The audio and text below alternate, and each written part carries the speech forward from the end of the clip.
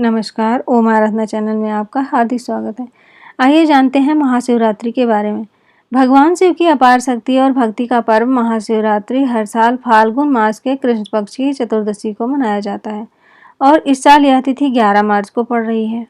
पौराणिक मान्यताओं के अनुसार इस दिन भगवान शिव और माता पार्वती जी का विवाह हुआ था। इस दिन भगवान शिव और पार्वती जी की पूरे विधि विधान से पूजा की जाती है और उन्हें भांग धतूरा, बेलपत्र और बेर चढ़ाए जाते हैं।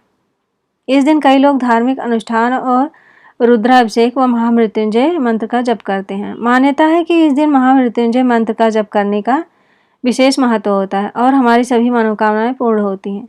इस दिन अधिकांश घरों में लोग शिव जी का व्रत करते हैं और शाम को फलाहार करके व्रत पूरा करते हैं। इस दिन देश भर में कई स्थानों पर शिव बारात निकाली जाती है और धूमधाम से यह त्यौहार मनाया जाता है। आइए अब सुनते हैं महाशिवरात्रि व्रत की कथा। प्राचीन समय में एक नृशंस बहेलिया था जो नित्य प्रति अनगिनत निरपराध जीवों को मारकर अपने परिवार का पालन पोषण करता था। एक बार पूरे जंगल में विचरण करने पर भी जब उसे कोई शिकार न मिला तो वह भूख से व्याकुल हुआ। एक तालाब के किनारे गया। उसी स्थान पर एक बेल के वृक्ष के नीचे शिवलिंग स्थापित था।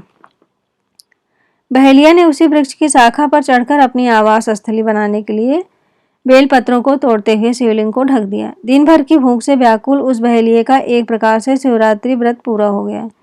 कुछ रात बीत जाने पर एक गर्भवती हिरणी उधर से भागती हुई आई। व्याध उसे मारने को तैयार हो गया। झिझकती व्याकुल हिरणी दीनवाणी में बोली, हे व्याध, मैं अभी गर्भवती हूँ, प्रसव वेला भी समीप है, इसलिए इस समय मुझे मत मारो। मैं प्रजनन क्रिया के बाद शीघ्र ही आ जाऊंगी। बहेलिया उसकी बातों को मान गया। थोड़ी रात और व्यतीत होने पर एक दूसरी मृगी उस स्थान पर आई। बहेलिया के निशाना साधते ही मृगी ने भी निवेदन किया कि अभी मुझे मत मारिए, मैं अपने पति से मिलने के पश्चात स्वयं आ जाऊंगी। बहेलिया ने उसकी भी बात को स्वीकार कर लिया। रात्रि की तृतीय बेला में तीसरी हिरणी छोटे छोटे छौनों को लिए उसी जलाशय में पानी पीने आई। बहेलिया ने उसको भी देखकर धनुष बाण उठा लिया। तब वह हिरणी कातर स्वर में बोली, हे व्याध, मैं इन छौनों को हिरण के संरक्षण में कर आऊं तो तुम मुझे मार डालना। बहेलिये ने दीन वचनों से प्रभावित होकर इसे भी छोड़ दिया।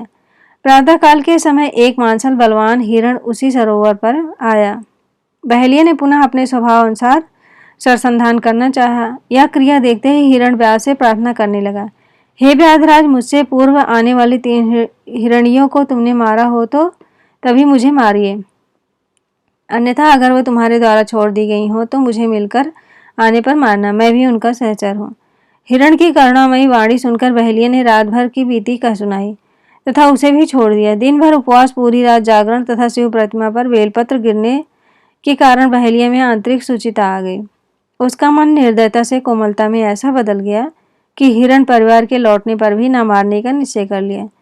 भगवान शंकर के प्रभाव से उसका मन इतना पवित्र तथा सरल हो गया कि वह पूर्ण अहिंसावादी बन गया। उधर हिरणियों से मिलने के पश्चात हिरण ने बहेलिये के पास आकर अपनी सत्यवादिता का परिचय दिया। उनके सत्याग्रह से प्रभावित होकर व्याध अहिंसा परमो धर्म का पुजारी हो गया। उसकी आंखों में आंसू छलक आए तथा पूर्वकृत कर्मों पर पश्चाताप करने लगा। इस पर स्वर्गलोक से देवता ने व्याध की सराहना की तथा भगवान शंकर ने 2 पुष्पक विमान भेजकर बहेलिये तथा मृग परिवार को शिवलोक का अधिकारी बनाया। ओम नमः शिवाय। अगर आप इस चैनल पर नए हैं तो प्लीज़ लाइक, शेयर और सब्सक्राइब करें जिससे आने वाले वीडियो आपको मिल जाएं। धन्यवाद।